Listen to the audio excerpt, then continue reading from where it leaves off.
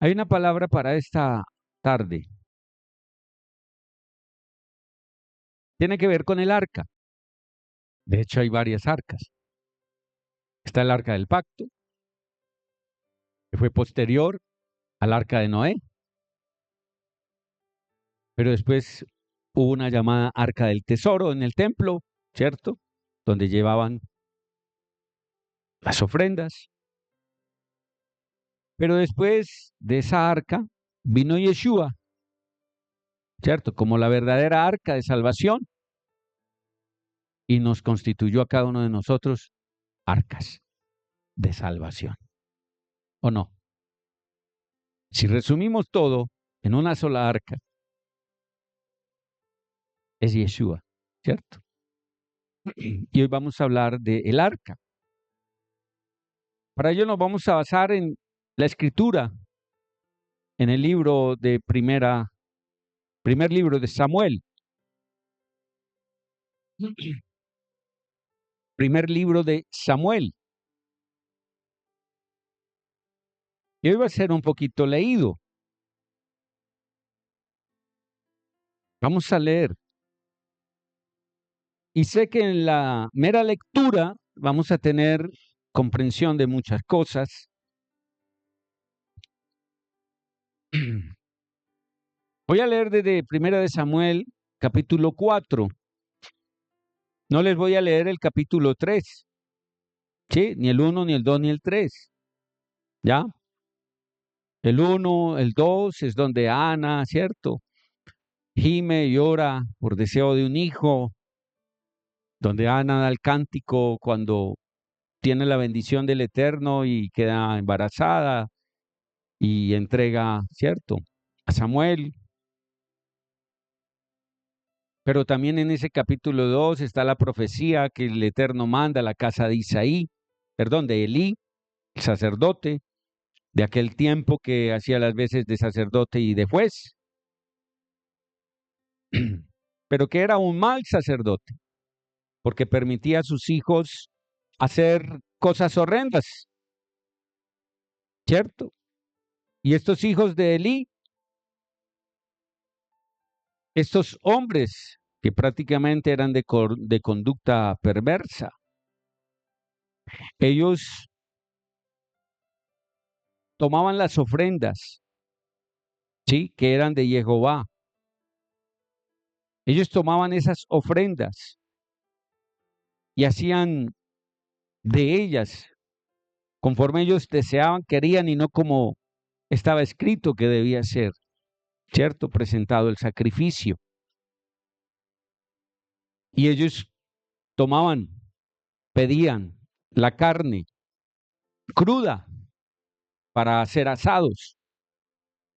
No es que los asados sean malos. De hecho, yo me dejo invitar. Pero los asados con la ofrenda que es para Jehová, ahí sí hay gran problema, ¿cierto? Y esto hacían ellos. Y muchas cosas más horrendas. Se acostaban con las mujeres que estaban prácticamente a las afueras de la casa del Señor. O sea, en fornicaciones.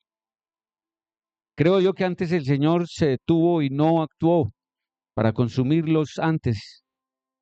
Y fue mucho el tiempo que les permitió, ¿cierto?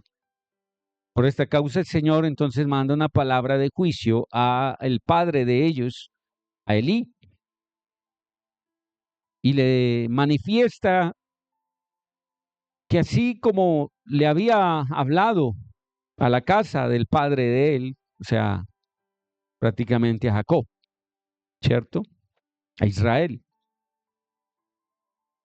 que lo iba a bendecir y que iba a estar eternamente, ¿cierto? Ministrando todas sus cosas, que ahora el Señor se retractaba y que su casa ya no sería más, ni su descendencia estaría ya más sobre sus asuntos. Era prácticamente una casa despreciable. Estoy resumiéndole, ¿ya? Capítulo 2. Cuando el Señor habla esto a Elí, entonces se toma y viene el llamamiento de Samuel. Y es donde Samuel entonces empieza a interactuar con Jehová. Estoy resumiendo grandemente. Samuel se vuelve ese gran profeta de el Eterno, de Elohim, ¿sí? Y Samuel llegó a comprender que Jehová estaba con él y no echó ninguna de sus palabras por tierra, ¿ya? Samuel no descuidó ni una sola palabra de las que Jehová hablaba a él. Debido al pecado de los hijos de Elí, ¿cierto? Debido a ese gran pecado, entonces vienen los filisteos, ¿ya? Contra Israel. Recuerden, si han leído el capítulo 2, ustedes verán, y en la profecía que le da a Elí, habla de la destrucción que vendrá, ¿cierto?, sobre su casa y las consecuencias por ese gran pecado. Pero mire lo tremendo. En manos de Elí, que le tocaba juzgar a Israel y ser el sacerdote de Israel, se desvió Israel. Israel entró en un tiempo, digámoslo, de apartarse de Jehová. Y es por esta razón entonces que el Señor entra a, digámoslo, castigar a Israel y permite que sobre Israel venga la mano del enemigo, ¿sí? Y sean sometidos. Y viene gran mortandad sobre el pueblo de Israel. En el capítulo 4 vemos entonces que los filisteos toman el arca. Los filisteos vienen, ¿ya? Y pelean contra Israel. Salió Israel, dice el verso 1, al encuentro de los filisteos para hacerles guerra, y acampó junto a Ebenezer. Y los filisteos acamparon en Afec, y los filisteos se dispusieron para oponer resistencia a Israel, y hubo guerra, e Israel fue derrotado ante los filisteos, quienes mataron en el campo de batalla a unos 4,000 hombres. Cuando el pueblo volvió al campamento, los ancianos de Israel dijeron, ¿por qué nos has quebrantado hoy, Jehová, delante de los filisteos? Traigamos desde Silo hasta nosotros el arca del pacto y Jehová de los ejércitos, a fin de que vaya en medio de nosotros y nos libre del poder de nuestros enemigos. Enviaron pues gente a Silo para que trasladaran desde allá el arca del pacto de Jehová de los ejércitos que mora entre los querubines. Allí se encontraban los dos hijos de Elí, Ofni y Fines, con el arca del pacto de Jehová. Sucedió que al llegar al campamento el arca del pacto de Jehová, todo Israel gritó con júbilo tan intenso que el suelo se estremeció. Cuando ellos gritaron, ¿qué pasó? Tembló la tierra, ¿cierto? Se estremecieron los suelos. Al oír los filisteos el estruendo del júbilo, preguntaron, ¿qué estruendo de júbilo es ese en el campamento de los hebreos? Al enterarse de que el arca de Jehová había llegado al campamento, los filisteos tuvieron miedo, de modo tal que decían, Elohim ha venido al campamento, y agregaron, ay de nosotros, porque nunca antes había acontecido algo semejante. Ay de nosotros, ¿quién podrá librarnos de las manos del poderoso Elohim? Este es el Elohim que hirió a todo Egipto con toda clase de plagas y con devastación. Entonces vemos que los filisteos estaban recordando lo que el Señor había hecho con Egipto, ¿cierto? 400 años atrás, no. Un tiempo, ¿cierto? Después de que ya habían salido, estaban tomando la tierra, digamos, los israelitas, poseyendo, luchando contra todos estos filisteos, ¿ya? Ellos recuerdan ese episodio que pasó en Egipto. Y dice el verso 9, esfuércense, oh filisteos, y sean hombres para que nos sirvan a los hebreos como ellos les han servido a ustedes. Sean hombres y combátanlos. Y los filisteos lucharon contra Israel e Israel fue derrotado y cada uno huyó a su morada. La mortandad fue tan grande que entre los de Israel, que en aquel día cayeron 30,000 hombres a pie de Israel. Así fue capturada el arca de Jehová y murieron Ofni y Fines, los dos hijos de Elí. Aquel mismo día un hombre de Benjamín corrió desde la línea de batalla y se dirigió a Silo con sus tropas rasgadas y polvo sobre su cabeza. Elí estaba sentado en un asiento a la orilla del camino, a la expectativa, porque su corazón temblaba a causa del arca de Elohim. ¿Qué hacía el corazón de este hombre? Temblaba. ¿A causa de qué? De la presencia del arca, ¿sí? De Elohim. Cuando aquel hombre llegó a dar la noticia en la ciudad entera prorrumpió en lamento. Al oír Elí el escándalo de los lamentos, preguntó qué ruido de alboroto es ese. Entonces aquel hombre vino apresurado a comunicar la noticia a Elí. Elí ya tenía 78 años y sus ojos estaban opacados y no podía ver. Y el hombre dijo a Elí, yo vine de la línea de batalla y desde la línea de batalla vengo huyendo. Y Elí le preguntó, ¿qué es lo que ocurrió, hijo mío?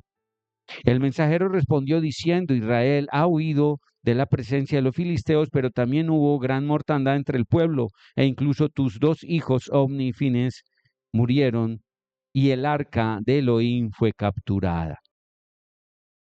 Sucedió que al mencionar a Elí el arca de Elohim, él cayó hacia atrás del asiento. ¿Se acuerdan que estaba temblando por causa del arca? Y solo con mencionarle el arca cayó hacia atrás del asiento, junto al portón, y se rompió la nuca y murió, porque era hombre anciano y obeso. Él juzgó a Israel durante 40 años. También su nuera, la esposa de Fines, como estaba embarazada y próxima a dar a luz, al escuchar la noticia de que el arca de Elohim había sido capturada y que su suegro y su marido habían muerto, se encorvó y dio a luz porque le sobrevinieron los dolores de parto. Al tiempo que ella moría, las mujeres que estaban junto a ella le dijeron, no temas, pues diste a luz un hijo varón. Pero ella no contestó ni prestó atención a lo que le dijeron. Y puso por nombre al niño Icabod. Y dijo, se ha apartado la gloria de Israel, porque había sido capturada el arca de Elohim y porque lo que sucedió a su suegro y a su marido. Y ella dijo, se ha apartado la gloria de Israel por haber sido capturada el arca de Elohim de Israel. Hasta ahí en el capítulo 4, entonces estamos viendo lo que está aconteciendo como consecuencia del pecado de Elí y sus hijos, ¿cierto? Ahora, es tremendo. Es tremendo porque cuando a él viene el profeta y le dice qué va a pasar, ¿sí? Lo que ha de acontecerle a él y a su casa, él dice, pues, que acontezca como Elohim quiera. Siendo otro, habíamos hablado esto hace mucho tiempo atrás, siendo otro, se hubiese arrepentido. Quizás hubiese alcanzado, ¿cierto? Misericordia. Pero simplemente él lo que hace es, pues, que suceda lo que tenga que suceder. Y esto fue lo que también, ¿cierto? Permitió que muriera él, no solo sus hijos, sino él también. En el capítulo 5 dice, después de haber capturado el arca de Elohim, los filisteos la trasladaron de Ebenezer hasta Asdod. Allí los filisteos tomaron el arca de Elohim, la introdujeron en el templo de Dagón y la pusieron junto a ¿qué? A Dagón. Cuando se levantaron los asdoditas al día siguiente, encontraron a Dagón con la cara postrada en el suelo ante el arca de Elohim. Entonces tomaron a Dagón instalándolo en su sitio otra vez. Pensarían que se había caído, ¿cierto? Pero cuando se levantaron al día siguiente muy temprano, he aquí que Dagón estaba de nuevo con la cara postrada en el suelo ante el arca de Jehová. Y Dagón tenía la cabeza y sus dos manos cortadas sobre el umbral. Solamente el tronco le había quedado a Dagón. Por lo cual hasta ahora ninguno de los sacerdotes de Dagón que entra pisa en el umbral de Dagón en Asdod. Pero la mano de Jehová se hizo más severa contra los asdoditas y los devastó, hiriéndolos con hemorroides a Asdod y sus territorios. ¿Sí? En otras versiones dice tumores. Verso 7. Al ver los asdoditas lo que así les sucedía, dijeron: no se quede con nosotros el arca de Elohim de Israel, porque su mano se ha hecho severa contra nosotros y contra Dagón, nuestro Dios. Entonces enviaron a reunir ante ellos a todos los señores de los filisteos para consultarles. En unas versiones dice adivinos, en otras dice príncipes. Preguntaron: ¿qué haremos con el arca de Jehová, el Elohim de Israel? Y ellos respondieron: que el arca de Jehová, el Elohim de Israel, sea devuelta hasta Gat. Y el arca de Jehová, el Elohim de Israel, fue devuelta. Y después que la devolvieron, aconteció que la mano de Jehová provocó en la ciudad una aflicción muy grande e hirió a los hombres de la ciudad desde el menor hasta el mayor, de modo que fueron cubiertos por hemorroides, tumores. Entonces enviaron el arca de Elohim a Ecrón, y los ecronitas dieron voces diciendo: han traído hasta nosotros el arca de Elohim de Israel para que nos dé muerte a nosotros y nuestro pueblo. Entonces enviaron a reunir a todos los señores de los filisteos para decirles: envíen el arca de Elohim de Israel, ¿sí? Que sea devuelta a su lugar para que no nos mate a nosotros y a nuestro pueblo, pues había pánico de muerte en toda la ciudad y la mano de Jehová se había hecho más severa allí. ¿Qué estaba pasando entonces dentro de todo el pueblo filisteo? ¿Qué estaba aconteciendo hasta ahí? Había un juicio, ¿cierto? Solamente porque habían capturado el arca de la alianza, del pacto. Y ellos pensaron que cambiando de ciudad, ¿cierto?, iban a evadir. Pero a la ciudad que llegaba, ¿qué pasaba? El Señor los hería con úlceras, ¿cierto? Con tumores. En esta versión dice con hemorroides. Eran tumores grandes. Verso 12. Los hombres que no murieron fueron lastimados por sus hemorroides, tumores, y el clamor de la ciudad subió hasta el cielo. Capítulo 6. Sucedió que el arca de Jehová estuvo en el campo de los filisteos 7 meses. ¿Cuántos meses? ¿Cómo resistieron? Escuche, 7 meses viendo la plaga, la enfermedad, y se resistían a devolverla. Y estuvo 7 meses. Verso 2. Entonces los filisteos convocaron a los sacerdotes y a los señores. Vuelvo a decir, la parte de señores significa príncipes o, en otras versiones, adivinos.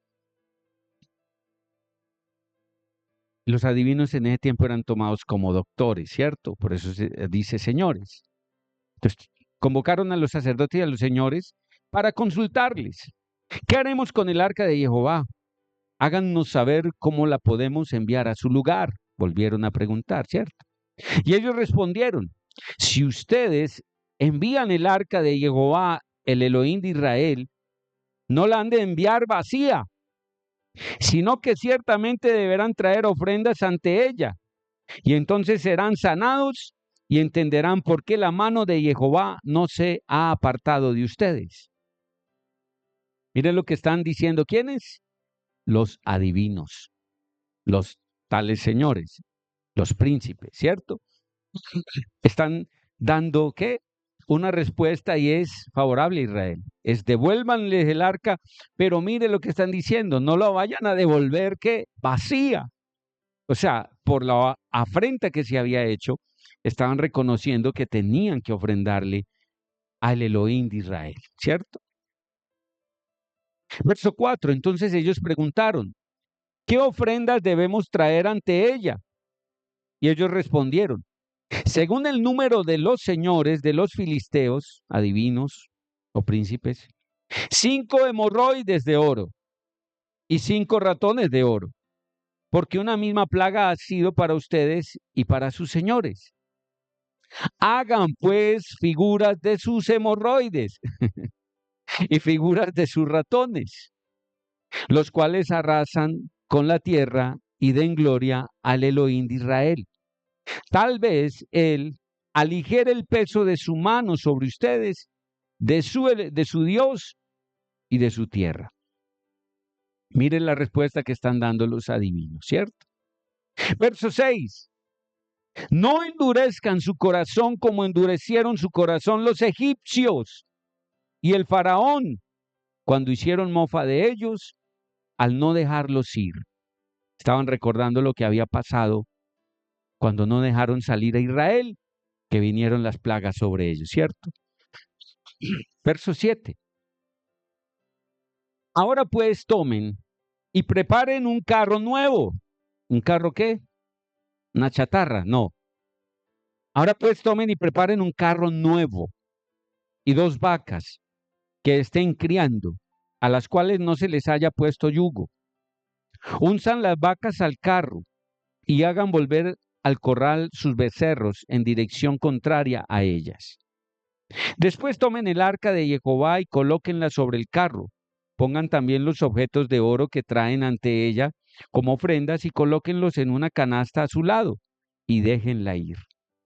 Luego observen, si va por el camino de la frontera que sube hacia Bet-Semes, entonces es Jehová quien nos ha causado este mal tan grande. Pero si no, entonces nosotros entenderemos que no fue su mano la que nos alcanzó, sino que nos ha ocurrido por casualidad. Unas versiones dicen por accidente. Y los hombres lo hicieron así. Tomaron las 2 vacas que estaban criando, las uncieron al carro y encerraron a los becerros en el corral. Luego colocaron el arca de Elohim sobre el carro y también la canasta, los ratones de oro y las figuras de sus hemorroides. Entonces las vacas fueron enviadas por el camino que está junto a la frontera con Bet-Semes y se fueron por el camino bramando mientras iban sin desviarse a la derecha ni a la izquierda, y los señores, adivinos o príncipes de los filisteos, la siguieron hasta la frontera con Bet-Semes. Los hombres de la ciudad de Bet-Semes estaban cosechando el trigo en el valle. Al alzar la vista, vieron el arca y se regocijaron cuando la vieron. El carro llegó al campo de Josué de Bet-Semes, donde se detuvo allí, y allí había una gran piedra. Entonces ellos cortaron la madera del carro y ofrecieron las vacas en holocausto a Jehová. Enseguida los levitas bajaron el arca de Jehová y la canasta que estaba junto a ella, la cual contenía los objetos de oro, y habiéndolos colocado encima de la gran piedra, los hombres de Bet-Semes ofrecieron holocausto y presentaron sacrificios a Elohim aquel día. Cuando los 5 señores de los filisteos vieron esto, regresaron a Ecrón el mismo día. Estas, pues, fueron las hemorroides de oro que trajeron los filisteos en ofrenda a Elohim, una por Asdod, una por Gaza, una por Ascalón, una por Gad y una por Ecrón, y cada uno un ratón de oro, según el número de cada ciudad de los filisteos, de los 5 señores, desde las ciudades fortificadas hasta la aldea de los fereceos y hasta la gran Abal. Y colocaron el arca de Jehová en el campo de Josué de Bet-Semes hasta hoy. Pero Jehová hirió a los hombres de Bet-Semes por haber adorado el arca de Jehová. Jehová hirió a 5,070 hombres del pueblo, y el pueblo hizo duelo porque Jehová había herido a la gente con una gran plaga. También dijeron a los hombres de Bet-Semes: ¿quién podrá permanecer en la presencia de Jehová, este Elohim tan santo? ¿Quién hará subir de nosotros el arca? Entonces enviaron mensajeros a los habitantes de Kiriat Jearim, diciendo: los filisteos han devuelto el arca de Jehová, desciendan, háganla subir hacia ustedes. Entonces vinieron hombres de Kiriat Jearim e hicieron subir el arca de Jehová y trasladaron a la casa de Abinadab. Y la trasladaron a la casa de Abinadab. ¿Recuerdan quién fue Abinadab? un hombre que tuvo el arca en su casa, ¿cierto? Pero veamos. Entonces, y trasladaron a la casa de Abinadab, la cual está en la colina, el arca, ¿cierto? Y él consagró a Eleazar, su hijo, para que custodiara el arca de Jehová. Y sucedió que desde el día que el arca quedó en Kiriat Jearim, pasó mucho tiempo, como 20 años. Y toda la casa de Israel añoraba a Jehová. Entonces Samuel dijo a toda la casa de Israel: si ustedes se vuelven a Jehová con todo su corazón, quiten entre ustedes los dioses extranjeros y a Astarot. ¡Wow! Entonces el pueblo de Israel estaba desviado, ¿sí o no? Llevaba el arca por fuera, ¿cierto? Sin ser vista, digámoslo así, una gran cantidad de tiempo. Viene y reposa en la casa de Abinadab. ¿Durante cuánto tiempo más o menos? Como 20 años, ¿cierto? Pasó mucho tiempo, como 20 años, ¿ya? Y la casa de Israel añoraba a Jehová. Ahora, en todo este tiempo hubo un desvío del pueblo de Israel, puesto que acá Samuel les está diciendo a toda la casa de Israel: si ustedes se vuelven a Jehová con todo su corazón, quiten de entre ustedes los dioses extranjeros y a Astarot, afirmen su corazón para Jehová, y solo a él ríndanle. ¿Qué? Ríndanle a él, ¿qué? Culto. Y esa palabra culto se reemplaza por ríndanle a él el honor, la gloria, ¿sí? El congregarse solo para él. Manifiéstense solo a él en adoración. Y rindieron entonces, ¿sí? Así a Jehová, esa santa, digámoslo, congregación, reunión, ¿ya? Adoración. Verso 5. Luego Samuel dijo: reúnase todo Israel en Mizpah, y yo oraré por ustedes ante Jehová. Y ellos se reunieron en Mizpah y sacaron agua, la derramaron ante Jehová y ayunaron aquel día. ¿Qué hicieron ese día? Ofrendaron agua, que representa el agua, y ayunaron, y ayunaron. ¿Ok? ¿Qué representaba entonces el agua? Y sacaron agua, la derramaron ante Jehová y ayunaron aquel día. ¿Qué representa el agua? ¿Se acuerda que ese mismo acto lo hizo el profeta? ¿Cuál profeta hizo esto? El profeta Elías, ¿cierto? También derramó agua en la zanja que había preparado, donde tenía sí, su holocausto para ofrecer a Jehová, y derramó agua, y viendo que estaban en sequía. Y aquí vemos que ellos derraman agua, ¿cierto? Y ayunan ese día. Entonces, escúcheme, en vez de tomarse el agua, porque lo que uno debe en ayuno es que tomar agua, ellos la derraman ante Jehová, ¿cierto? Se quedan sedientos. Tremendo, ¿no? Y dijeron, porque pecamos contra Jehová. Y Samuel juzgó a los hijos de Israel en Mizpah. Al enterarse los filisteos de que los hijos de Israel se habían reunido en Mizpah, los señores de los filisteos subieron contra Israel. Y cuando los hijos de Israel se dieron cuenta, tuvieron miedo ante los filisteos. Verso 8. Entonces los hijos de Israel dijeron a Samuel: no dejes de orar por nosotros delante de Jehová nuestro Elohim, para que él nos rescate de la mano de los filisteos.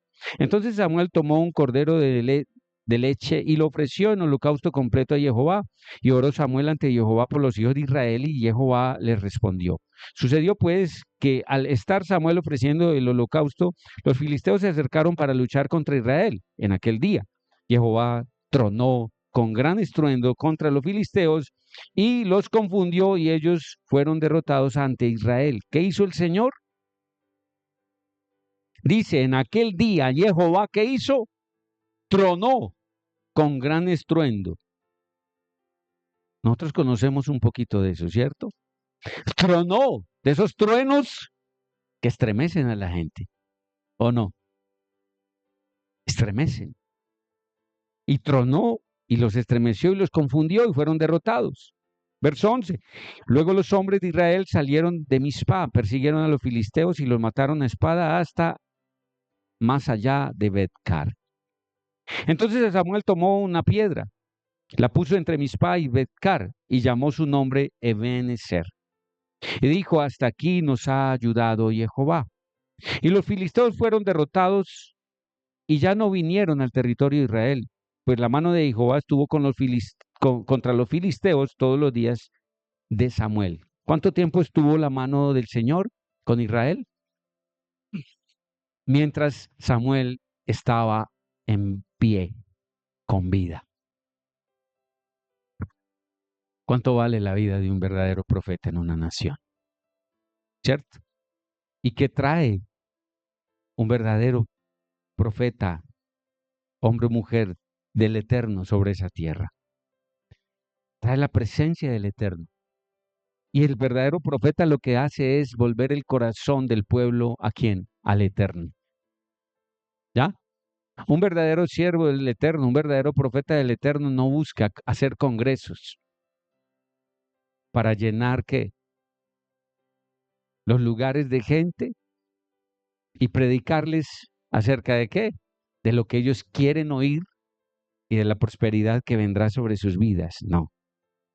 Un verdadero siervo del Eterno hace lo que vemos aquí que está haciendo Samuel, que les indica que tienen que regresar al Señor, ¿cierto? Él les dice, vuelvan su corazón a Jehová, ¿sí? Se vuelvan a Jehová con todo su corazón, quiten entre ustedes a los dioses extranjeros y a Astarot. ¿Quién era Astarot? La diosa, la misma Semiramis, la que hoy conocemos como reina del cielo, ¿cierto? La que hoy adoran en muchos lugares, como las vírgenes o las Marías. Y hoy vemos que todavía funge esa deidad y entre mucho pueblo todavía, ¿cierto? Es adorada. Entonces él hace que el pueblo entienda, el pueblo se arrepiente y vuelve al Señor y es ahí donde entonces el Eterno viene, ¿sí? Y está con ellos. Y está diciendo claramente que después de que Samuel hace el altar allí en Mizpa y Bet-car y llamó su nombre de Ebenezer, y hasta ese momento el Señor les había ayudado, Jehová, porque los filisteos habían sido derrotados y ya no venían más al territorio de Israel. Y la mano de Jehová estuvo contra los filisteos todos los días de Samuel. Las ciudades que los filisteos habían quitado a Israel le fueron reintegradas. Recuerden las cosas valiosas que estamos leyendo. Escuche, ¿qué pasó entonces? Las ciudades que los enemigos, en este caso los filisteos, le habían quitado, el territorio que le había quitado los filisteos a Israel, le fueron reintegradas a Israel, le fueron devueltas, desde Ecrón hasta Gad, con sus territorios. Y Jehová libró a Israel de la mano de los filisteos, y hubo paz entre Israel y los amorreos. Samuel juzgó a los hijos de Israel todos los días de su vida, y año tras año iba y recorría Betel, Gilgal y Mizpa, y juzgó a Israel en todos estos lugares. Después regresaba a Ramá, porque allí tenía su casa, y allí juzgaba a Israel, y edificó allí un altar a Jehová. Qué hermoso, que casi todos los que entendemos la palabra del Eterno, casi todos los que realmente hemos comprendido el reino, lo primero que hacemos para volver a traer la presencia y gratificar al Señor y honrarlo es levantar altar. Eso acá es un altar que se levantó al Eterno, ¿cierto? Y cada uno de ustedes debe tener un altar levantado en su vida. Más que algo físico, primeramente en su corazón tiene que haber un altar levantado, un altar dedicado al Eterno, para que Él esté todos los días con ustedes y venza a sus enemigos. Ahora, el arca en Colombia, ese es el tema, el arca en Colombia. Y no hablo de una denominación, de una congregación como tal. No estoy queriendo decir que esta denominación, este ministerio, sea lo que hoy se pretende hablar, ¿cierto? Sino que cuando estoy hablando de el arca en Colombia, es porque esto que acabamos de leer, estos capítulos que acabamos de leer, tenemos que entenderlos. Y desde el entendimiento de la palabra del Eterno, tenemos que empezar ¿a qué? A manifestar lo que queremos ver en nuestra nación. Y queremos ver en nuestra nación el arca del testimonio, el arca del pacto, el arca de la alianza del Eterno, haciendo la obra que hizo en el territorio de los filisteos. El arca, escúcheme, somos cada uno de nosotros. Por eso, si nosotros queremos ser representados, o más bien representar el arca en nosotros, con nosotros, nos demanda justicia, nos demanda santidad, nos demanda compromiso, nos demanda fidelidad, obediencia. ¿Qué era Samuel en Israel? Juez y profeta. Y entre su oficio profético también hacía a veces de sacerdote, pero no era el sacerdote. Recuerden que estaba Elí. Pero podía, ¿qué? Presentar ofrendas y hacer sacrificio, ¿o no? Y son pocos los que bíblicamente, fuera de Leví, ofrecieron holocausto o presentaron ofrenda al Eterno y quedaron vivos. ¿Cierto? ¿Qué viene sobre David? Un aceite. ¿De mano de quién? De Samuel. O sea que David recibe la unción de Samuel. Y entre la unción de Samuel, aunque Samuel era de la tribu de Efraín, él tiene, sí, entre su linaje con Leví también. Es tremendo porque es la fusión de esas unciones. Y esa unción que viene sobre David. Entonces, en la unción que viene de Samuel sobre David, ¿viene qué? La parte de Leví, la parte de Efraín, y se une con la parte de Judá. Qué tremendo. ¿Qué tenía David? Investigue un poco más. Es poderoso. Ahora, escuche bien, el arca en Colombia. ¿Por qué está titulado así? Por lo que va a pasar en nuestra nación. Pero para ello debemos entender un poco lo que acabamos de leer. Y se nos acaba de anunciar en la lectura de que el arca del pacto, cuando fue tomada por los filisteos, la llevaron y la introdujeron ¿dónde? Al templo de su dios Dagón. ¿Quién es Dagón? Tenemos que aprender un poco de las deidades, porque si usted quiere conocer realmente su propósito, usted tiene que conocer el enemigo también. Usted tiene que saber qué deidades, principados o potestades hay en nuestra nación Colombia, operando. Pero si usted es un cristianito de pacotilla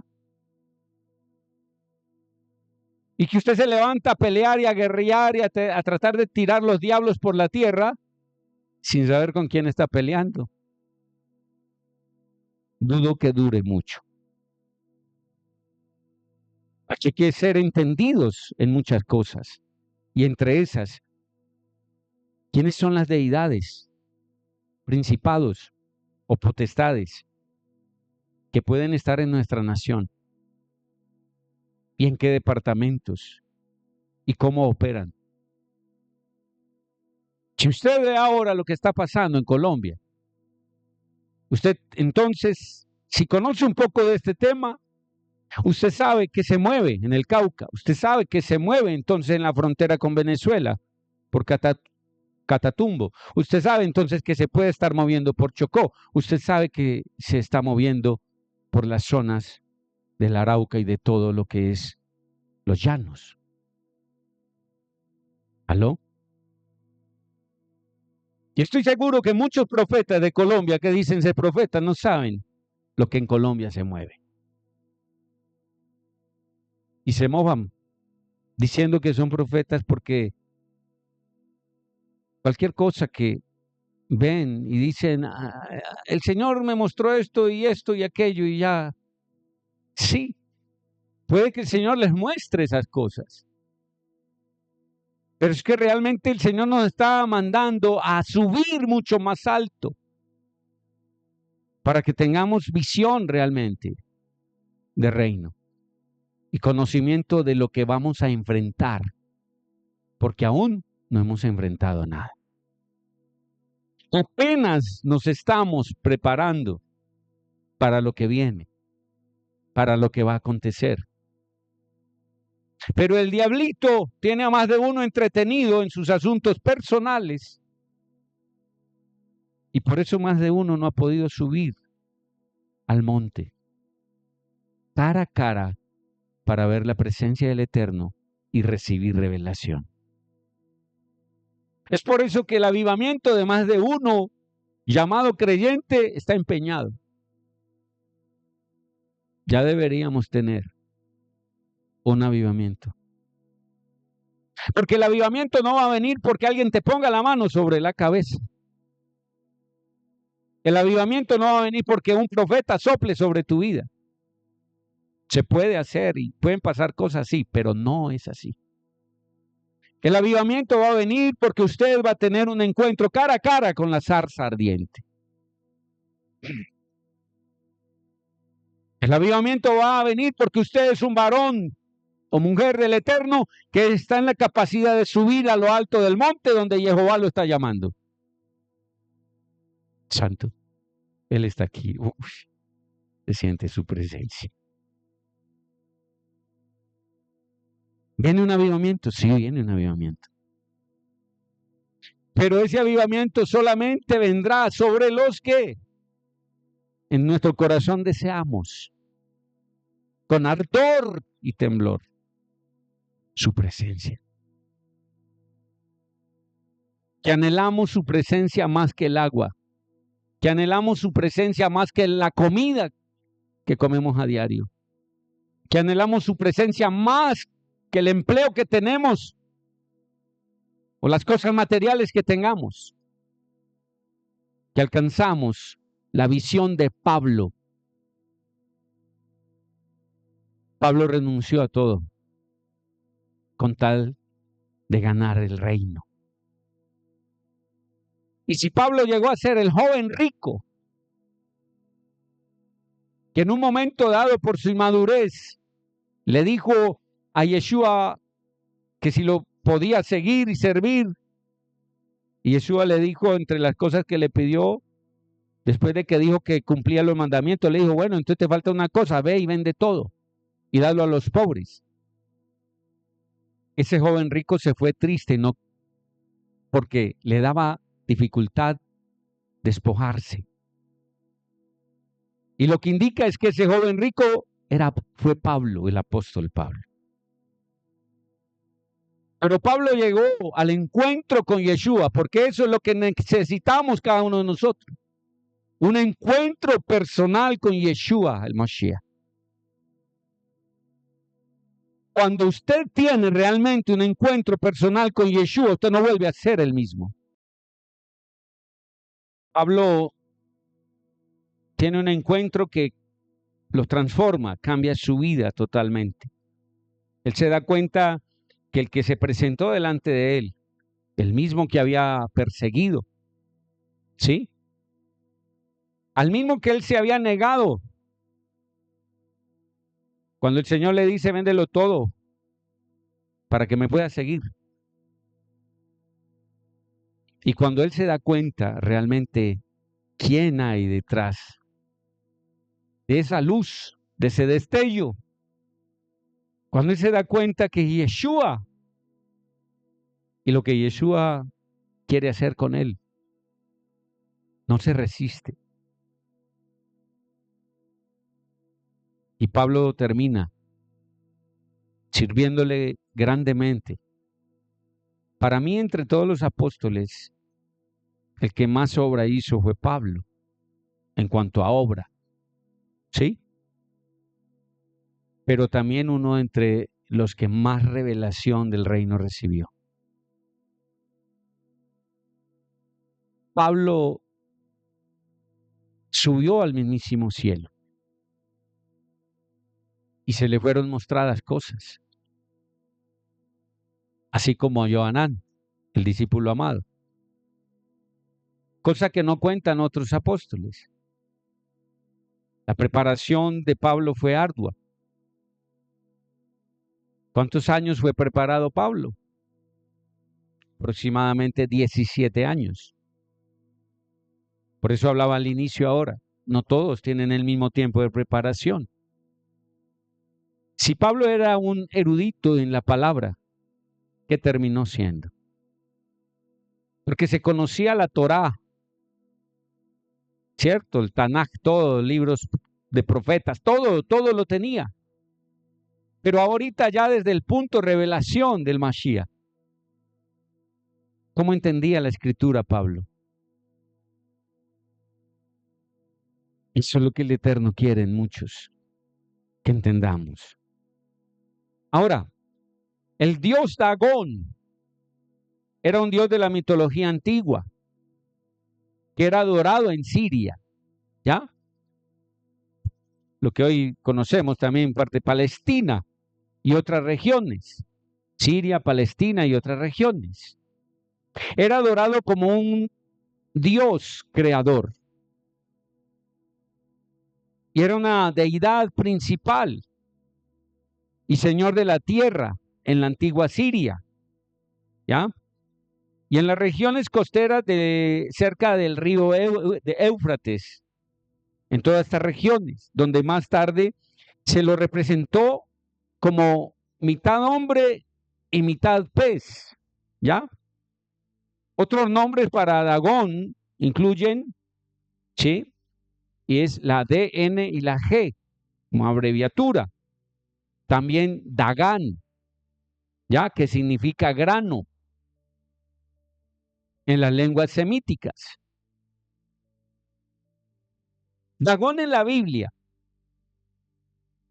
Se habla en la Biblia de Dagón, que era el dios principal de los filisteos. Escúcheme, el dios principal de los filisteos. Eso se menciona para los que toman nota en Jueces 13:23 y en Primera de Crónicas 10:10 y en Primera de Samuel, como acabamos de leerlo, Primera de Samuel capítulo 5. En Primera de Samuel capítulo 5, los filisteos llevaron el arca del pacto al templo de Dagón como trofeo de guerra.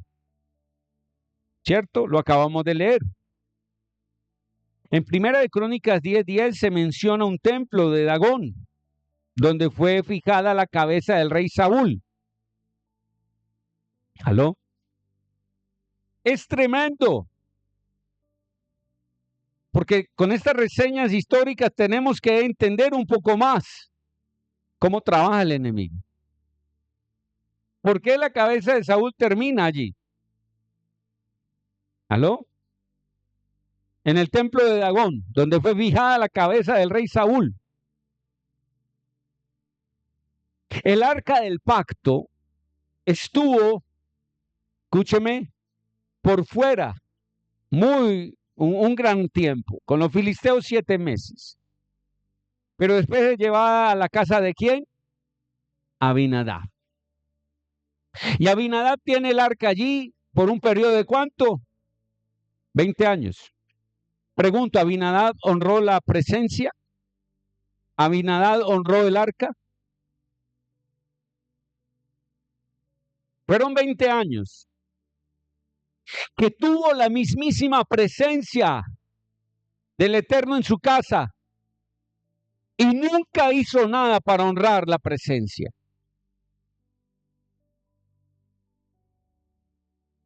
En cada casa de ustedes, de nosotros, ¿cuándo ha estado la presencia del Eterno? ¿Cuánto tiempo la presencia de Jehová en nuestra casa? ¿Y cómo lo hemos honrado? ¿Lo hemos honrado con chisme o con pelea, contiendas, murmuraciones? ¿Quién entra a nuestras casas? Wow. ¿Qué se hace en nuestras casas? Supuestamente somos ¿qué? Arcas. Somos arca. Y si somos arca, estamos portando la presencia. Entonces es necesario saber que donde tú estés, honras o deshonras la gloria del Señor. Ay, ay, ay. Usted no sabe que Él es un Elohim celoso. Él te cela a ti y a mí. Porque lo que nos ha dado no es cualquier cosa. El mero conocimiento que el Eterno te ha dado hace parte del arca. ¿Cómo honras la presencia? ¿Y sabes qué pasó? El arca estaba en casa de ¿quién? Después de que los filisteos la devuelven, ¿queda en casa de quién?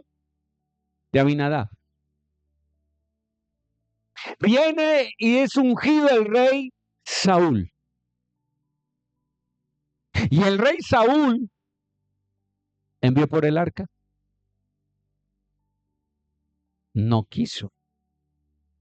Pero él sabía que el arca existía. Saúl nunca quiso una relación con el arca. Santo. Es por eso que cometió tantos errores. Porque no tenía el arca delante de él. Porque él despreció el arca, la presencia. Y en vez de buscar la presencia de Jehová, buscaba la presencia de ¿quiénes? De las pitonisas, de las brujas, de las adivinas. Entonces Saúl comete el pecado y nunca hace traer el arca. Pero cuando sube ¿quién? David. ¿Aló? David sabe, porque en su corazón está. Recuerde que ¿quién lo había ungido? Samuel. Esa unción de Samuel sobre David. ¿Cierto? Esa unción que el Señor hace que se derrame sobre David. Hace que David tenga hambre por la presencia. ¡Wow! Escuche bien.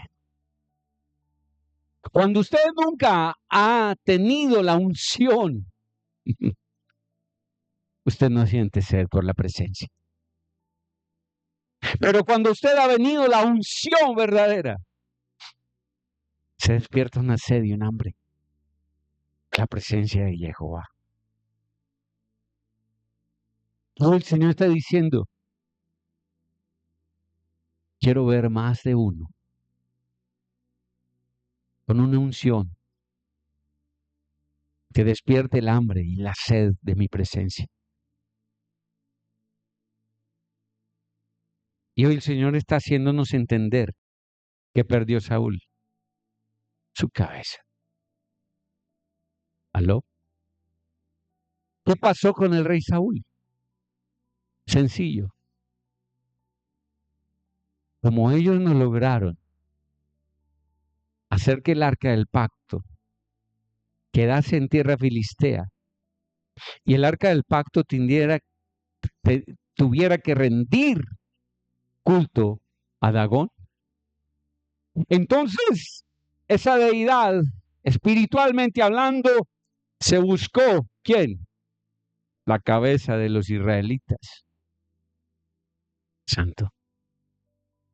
Porque esas deidades, esas entidades espirituales, buscan cabezas. Y si tú eres un príncipe, cuídate. Cuídate. No sea que sin la presencia pase lo de Saúl.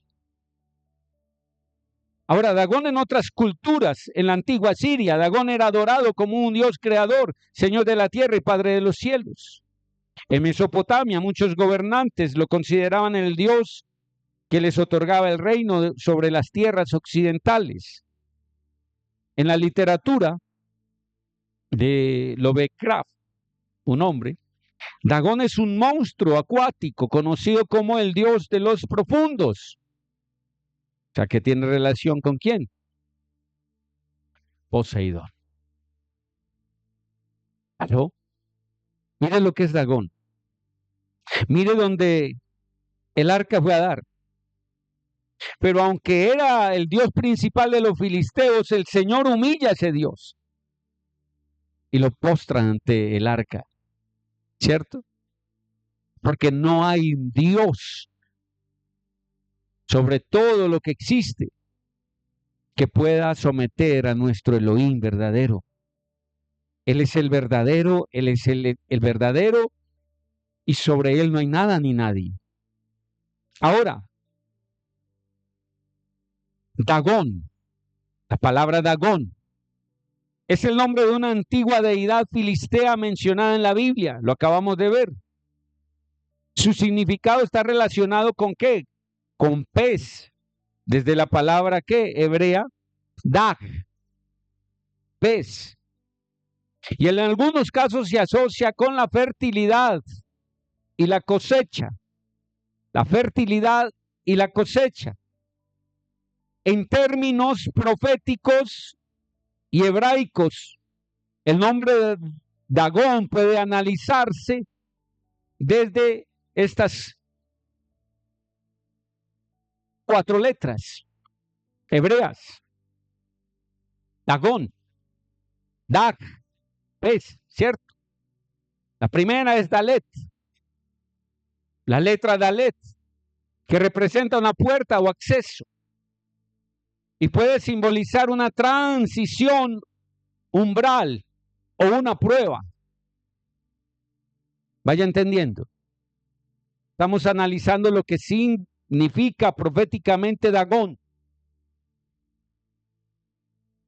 La 2, la letra Gimel, relacionado con movimiento, elevación o retribución.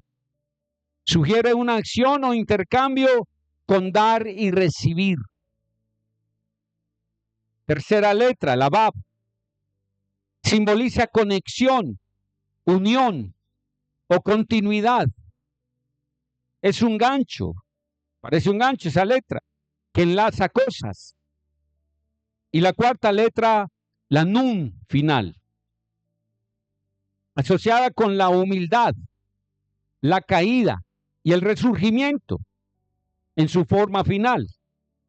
Representa algo, en su forma final representa algo que se extiende o se prolonga en el tiempo. Escúcheme, la Nun, en su forma final representa algo que se extiende o se prolonga en el tiempo. ¿Qué hemos visto que está prolongado en nuestra nación? La violencia, la corrupción, ¿aló? La inmoralidad, tantas cosas. Ahora, la interpretación profética y hebrea de Dagón, ¿listo? Dagón podría representar una entidad o sistema que pasa por un umbral, o sea, Dalet, y que busca sostenerse o elevarse, o sea, Gmail, la letra, mediante conexiones, o sea, la Bab. Pero su destino es una caída o transformación, que es la Nun final. Bíblicamente el ídolo de Dagón fue derribado en Primera de Samuel 5, que lo acabamos de leer, del 1 al 4, cuando el arca de Elohim fue llevada a su templo, lo que simboliza la derrota de fuerzas espirituales contrarias a Elohim. Si bien su nombre está ligado al pez, o sea, Dag, desde el hebreo, su terminación con nun final puede indicar una manifestación de algo que parecía fuerte, alégrese, pero que estaba destinado a caer. Y en el nombre de Yeshua, escúchelo bien, hoy es otro día más, donde damos otro golpe, porque este altar está siendo, escúcheme, usado por el Eterno para confrontación, y no estoy hablando de personas, estoy hablando de confrontación a entidades espirituales en nuestra nación. La última palabra que dimos, también vieron que tuvo que ver, ¿cierto? En una confrontación poderosa, y vimos cómo cayó, ¿cierto? Caen esas entidades espirituales. Pero hoy también el Señor nos demuestra que hay otra entidad, había otra entidad oculta, como es el Dios Dagón. ¿Aló? Y usted, el Señor le revelará más profundo en el nombre de Yeshua acerca de todo esto. Pero yo con esto quiero decirle algo. El día que el arca llegue a ese lugar donde se encuentra, Dagón tendrá que caer a los pies del arca.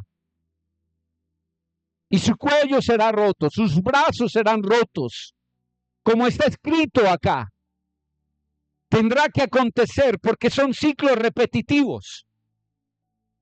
Y se acerca el momento, en el nombre de Yeshua, que es por el poder del arca. Usted sabe que hay en el arca del pacto. El arca del pacto es el mismo Yeshua. Y esa arca que hoy, en el nombre de Yeshua, portamos, esa arca va a derrotar todos los enemigos del pueblo del Señor, del pueblo del Eterno, en nuestra nación Colombia. Créalo. Llegó el momento, llegó el tiempo en que mucha gente verá lo que el Señor va a hacer. Y habrá estruendo, porque habrá trueno del Señor, que derribará por tierra cada deidad, cada potestad, cada principado que se oponga a la voluntad del Eterno. Colombia le pertenece a Jehová de los ejércitos celestiales. Y si Él ha dicho que con Colombia hará cosa grande en el mundo, créalo, porque así ha sido dicho y así es para la gloria del Eterno. Así es. Así es. Aleluya, dele la gloria.